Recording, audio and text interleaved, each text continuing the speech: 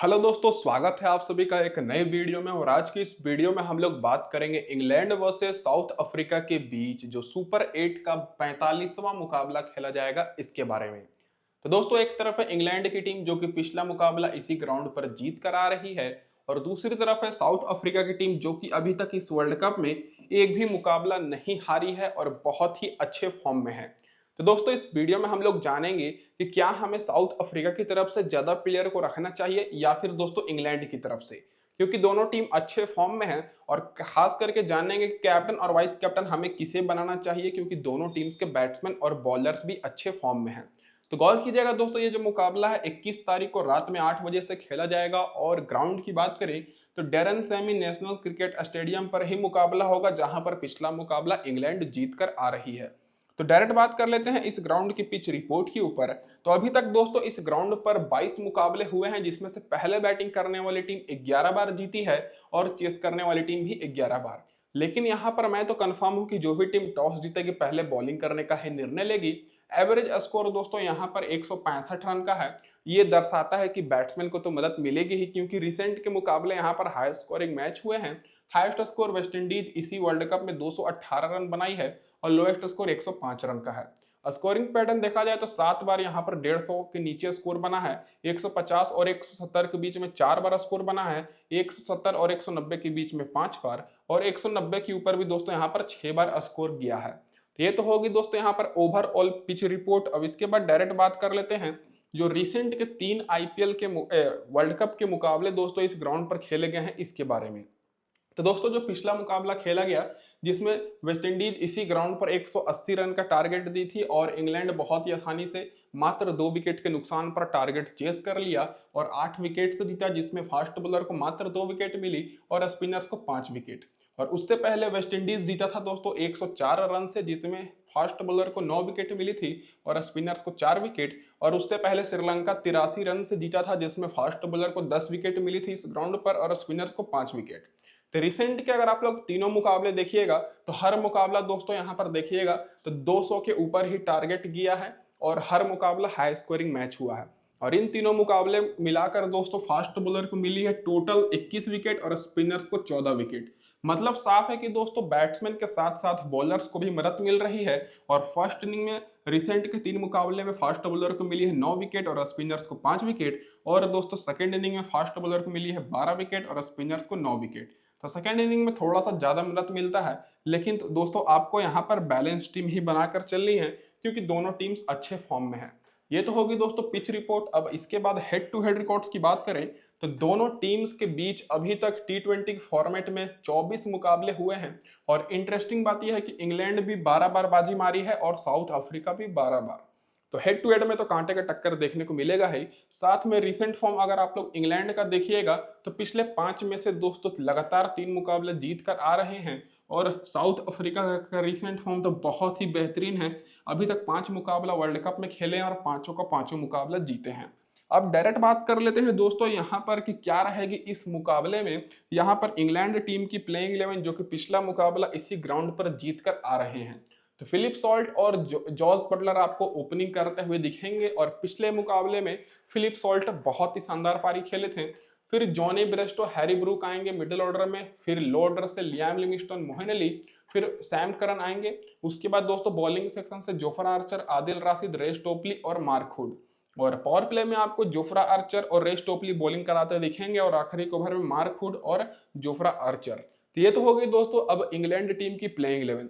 अब इन सारे प्लेयर्स के रिसेंट फॉर्म डिस्कस करने से पहले बात कर लेते हैं कि जो लोग भी अभी तक हमारे टेलीग्राम चैनल पर ज्वाइन नहीं किए हैं दोस्तों, आप लोग बहुत कुछ मिस कर रहे हैं। लिंक मैंने डिस्क्रिप्शन में दिया है, फटाफट से जाकर ज्वाइन कर लीजिए। और यहाँ पर ज्वाइन करने का फायदा ये है कि आपको टॉस के बाद बिल्कुल फ्री में टीम्स मिलेगी दोस्तों। जी हाँ, सही सुने। और बहुत सारे लोग जुड़ चुके हैं, तो अभी मौके का फायदा उठाइए, फटाफट से जुड़ जाइए। और मैं आप लोग से और ज्यादा कुछ नहीं मांगता, बस चैनल को सब्सक्राइब जरूर कर लीजिएगा जो लोग पहली बार आए हैं, और नोटिफिकेशन बेल को भी ऑन कर दीजिएगा। अब डायरेक्ट बात कर लेते हैं दोस्तों यहाँ पर अब आगे क्या रहेंगे सारे प्लेयर्स के रिसेंट फॉर्म। सबसे पहले इंग्लैंड टीम की तो ओपनर फिलिप सॉल्ट और जॉस बटलर की बात करें, जो कि दोनों बहुत ही अच्छे फॉर्म में हैं। फिलिप सॉल्ट का आईपीएल में तो बहुत अच्छा रिकॉर्ड था ही, और इस वर्ल्ड कप में जो 5 मुकाबले खेले हैं पांचों मुकाबले में 45 रन, 37 रन, 12 रन, 11 रन और पिछले मुकाबले में 87 रन नॉट आउट इसी ग्राउंड पर खेले हैं। तो अच्छे फॉर्म में है, तो इनको आपको अपनी टीम में रखना है। अब जॉस बटलर भी आईपीएल में तो अच्छा परफॉर्मेंस करके आ ही रहे हैं, साथ में पिछले 5 मुकाबले जो वर्ल्ड कप का खेले हैं 39 रन, 42 रन, 24 रन और एक मुकाबले में फ्लॉप हो गए थे और पिछले मुकाबले में इस ग्राउंड पर 25 रन की पारी खेले हैं। तो दोनों ओपनर्स अच्छे फॉर्म में हैं, तो दोनों ओपनर्स को आपको अपनी टीम में लेकर चलना है। और अगर इंग्लैंड की टीम पहले बैटिंग करती है तब दोस्तों यहाँ पर आप इनको कैप्टन और वाइस कैप्टन भी कर सकते हैं और बाद में भी करते हैं तब पर भी कर ही सकते हैं।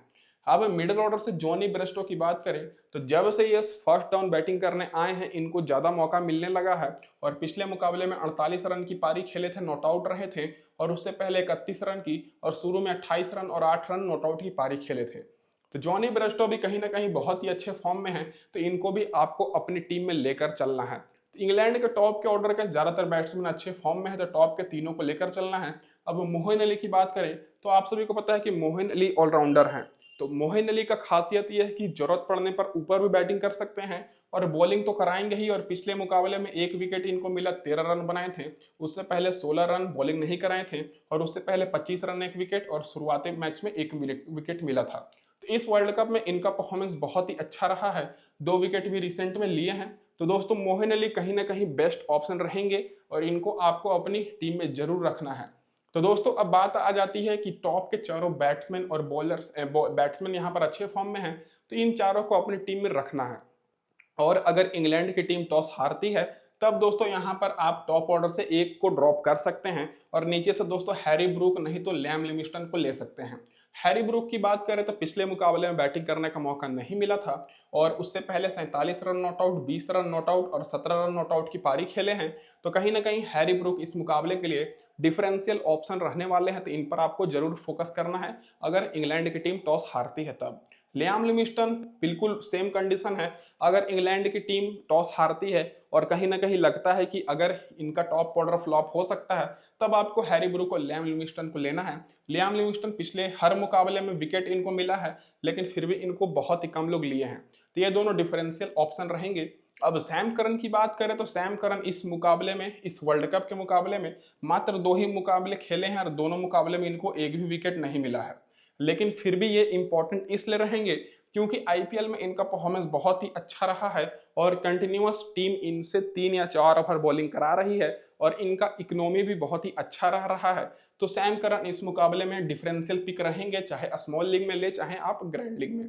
अब बॉलर्स की बात करें तो आपको जो 4 यहाँ पर मेन बॉलर दिख रहे हैं उसमें से दोस्तों मार्क वुड को पिछले मुकाबले में विकेट नहीं मिली थी और ना ही रेस टोपली को पिछले 3 मुकाबले से विकेट मिल रही है। तो ये दोनों दोस्तों उतने सेफ ऑप्शन नहीं रहेंगे, इसीलिए इन दोनों की जगह पर आप लोग सैम करन को ले सकते हैं।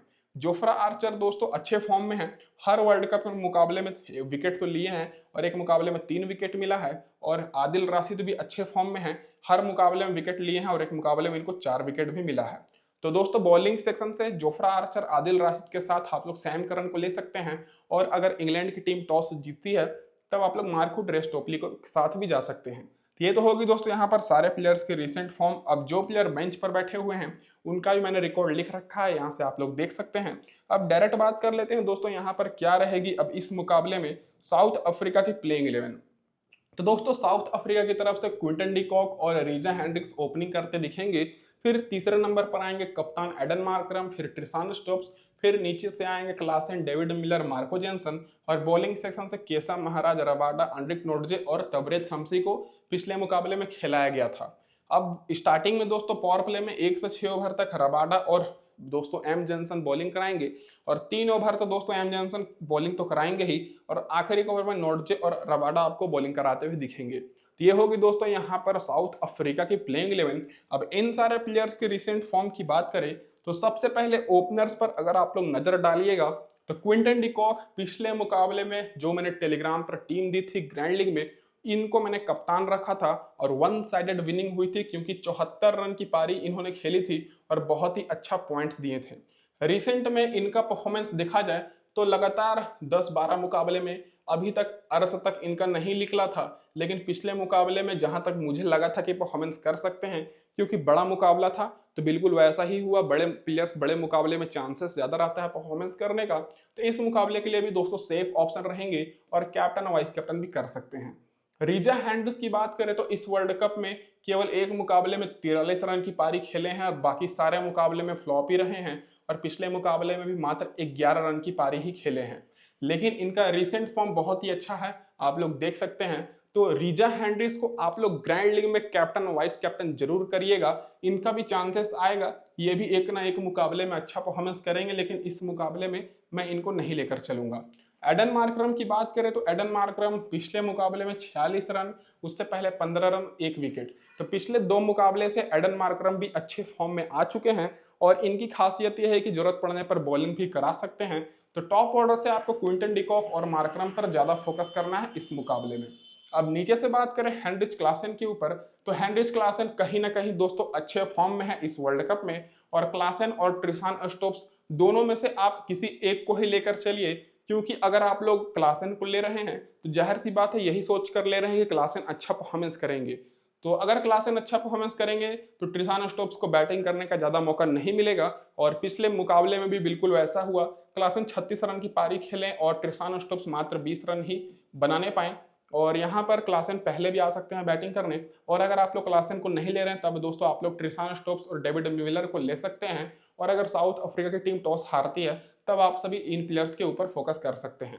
डेविड मिलर का परफॉर्मेंस बहुत ही अच्छा तो नहीं है, लेकिन 2 मुकाबले में 59 रन और 29 रन की पारी खेले हैं, तो अगर साउथ अफ्रीका का लगता है कि टॉस हार जाएंगे और इनका टॉप ऑर्डर फ्लॉप हो सकता है, तब आपको ट्रिसान स्टोप्स और डेविड मिलर पर फोकस करना है। अब दोस्तों मार्को जेनसन की बात करें तो मार्को जेनसन को पिछले मुकाबले में सारे लोगों ने कैप्टन किया था, लेकिन इनको मैंने कैप्टन नहीं रखा था, कैप्टन हमारे क्विंटन डिकॉक थे। और इस मुकाबले में भी दोस्तों मार्को जेनसन का विकेट मिलने का चांसेस बहुत ही कम है। केवल एक मुकाबले में इस वर्ल्ड कप में इनको विकेट मिली है, 2 विकेट, बाकी सारे मुकाबले में फ्लॉप रहे हैं। फिर भी बहुत ही लोगों ने इनको अपनी टीम में रखा है, क्योंकि इनकी खासियत रही है पावर प्ले में विकेट लेने के लिए। लेकिन इंग्लैंड की टॉप ऑर्डर अच्छे फॉर्म में है तो कम ही उम्मीद है कि इनको विकेट मिलेगी, तो ये दोस्तों ग्रैंड लीग के पॉइंट ऑफ व्यू से इंपॉर्टेंट रहेंगे। केशव महाराज की बात करें तो पिछले मुकाबले में 1 विकेट मिली थी, उससे पहले नहीं खेले थे। रिसेंट में 3 विकेट 2 विकेट ले चुके हैं, तो अच्छे फॉर्म में हैं। तो केशव महाराज और तबरेज शमसी, दो जो हमारे स्पिनर दिख रहे हैं, दोनों अच्छे फॉर्म में हैं, तो दोनों में से आप किसी को ले सकते हैं। मैं दोस्तों तबरेज शमसी के साथ जाऊंगा, जो कि पिछले 2 मुकाबले में 5 विकेट मिली है, अच्छे फॉर्म में है। अब कगिसो रबाडा, एनरिक नोर्जे की बात करें तो सभी लोग एक बार फिर से यहाँ पर मार्को जेनसन पर फोकस कर रहे हैं, लेकिन मैं कगिसो रबाडा और एनरिक नोर्जे दोनों को अपनी टीम में रखूंगा, क्योंकि दोनों बॉलर्स बहुत ही अच्छे फॉर्म में हैं। और रबाडा को मैंने वाइस कैप्टन किया था पिछले मुकाबले में, और क्विंटन डिकॉक हमारे कप्तान थे। रबाडा को 3 विकेट मिली थी और एनरिक नोर्जे को 1 विकेट, और क्विंटन डिकॉक 74 रन की पारी खेले थे। तो ये होगी दोस्तों यहाँ पर हमारी पूरी डिटेल एनालिसिस। अब जो प्लेयर बेंच पर बैठे हुए हैं उनका भी मैंने रिकॉर्ड लिख रखा है, आप लोग देख सकते हैं। अब डायरेक्ट बात कर लेते हैं दोस्तों यहाँ पर हमारी टीम कॉम्बिनेशन की ऊपर। तो ये दोस्तों यहाँ पर हमारी फाइनल टीम कॉम्बिनेशन निकल कर आ रही है पूरी एनालिसिस के बेसिस पर। बहुत ज़्यादा गर्मी है दोस्तों, मैं आप लोग के लिए इतना मेहनत कर रहा हूँ, और लिटरली बता दूं कि 2 बार वीडियो शूट करने के बाद दोस्तों ये तीसरा वीडियो है जिसमें कंप्लीट होने पाई, क्योंकि बार बार लाइट ही कट जा रही थी। तो क्विंटन डिकॉक यहाँ पर हमारे कप्तान है दोस्तों, वाइस कप्तान जॉस बटलर को मैंने रखा है, क्योंकि जाहिर सी बात है दोनों टीम्स के ओपनर्स अच्छे फॉर्म में हैं। और फिलिप सॉल्ट को मैंने लिया है। बैटिंग सेक्शन से जॉनी ब्रेस्टो को मैं ले रहा हूँ, ट्रिसान स्टोप्स को। ऑलराउंडर सेक्शन से मार्करम, मोहिन अली और सैम करन को। और बॉलिंग सेक्शन से जोफ्रा आर्चर, कगिसो रबाडा और नॉर्जे। तो दोस्तों अब बात आ जाती है कि अगर इस टीम में बदलाव आप लोग क्या कर सकते हैं। ये तो दोस्तों मैंने पूरी बैलेंस टीम बनाई है, और इस टीम में मैं कुछ प्लेयर्स ऐसे भी रखा हूं जिनको बहुत ही कम लोग लिए हैं, ताकि अगर वो अच्छा परफॉर्मेंस करते हैं, और जाहिर सी बात है आपके अपोनेंट सोच भी नहीं सकते हैं कि आप उन प्लेयर्स को भी लेकर जाएंगे। जैसे दोस्तों सैम करन हो गए, जो कि पिछले 2 मुकाबले में विकेट नहीं मिली है, लेकिन हर बार इनका इकोनॉमी बाकी सारे बॉलर से अच्छा रहा है, इसीलिए मैंने इनको लिया है। और ऐसा नहीं है कि सैम करन को विकेट नहीं मिल रही है और बाकी मार्क वुड और रेस टोपली को विकेट मिल रही है, उन सभी को भी नहीं मिल रही है, तो इसीलिए मैंने सैम करन को ही लिया है। और यहाँ से दोस्तों मैंने लिया है ट्रिसान स्टोप्स को, जिनको कम लोगों ने लिया है, क्योंकि मैं यहाँ पर रिचा हैंड्रिक्स को नहीं ले रहा हूँ। तो यहाँ पर आप लोग ट्रिसान स्टोप्स नहीं तो क्लासन, दोनों में से किसी एक को ले सकते हैं। अब विकेट कीपर से मैंने जॉस बटलर, क्विंटन डिकॉक और फिलिप सॉल्ट को लिया है। 3 विकेट कीपर को मैंने फिलहाल यहाँ पर लिया है दोस्तों, बाकी यहाँ पर जॉनी ब्रेस्टो रहेंगे, ट्रिसान स्टोप्स। और दोनों टीम्स में मैंने देखा जाए तो इंग्लैंड के दोनों टॉप ऑर्डर पर मैं फोकस कर रहा हूँ, क्योंकि दोनों अच्छे फॉर्म में हैं। और बॉलिंग से दोस्तों ऑलराउंडर मिलाकर दोनों टीम्स की तरफ से 3-3 मैंने बॉलर को लिया है। इधर से मैं लिया हूँ सैम करन और मोइन अली और आर्चर को, इधर से रबाडा, एनरिक नोर्जे और मार्करम को। तो ये होगी दोस्तों यहाँ पर हमारी पूरी कह सकते हैं बैलेंस टीम कॉम्बिनेशन। और ग्रैंड लीग के लिए आप सभी लोग टेलीग्राम पर जुड़ जाइए, लिंक मैंने डिस्क्रिप्शन में दिया हुआ है। तो दोस्तों इस वीडियो में बस इतना है। वीडियो देखने के लिए आप सभी का बहुत बहुत धन्यवाद। चैनल पर पहली बार है तो सब्सक्राइब जरूर कर दीजिएगा। धन्यवाद आप सभी का वीडियो देखने के लिए।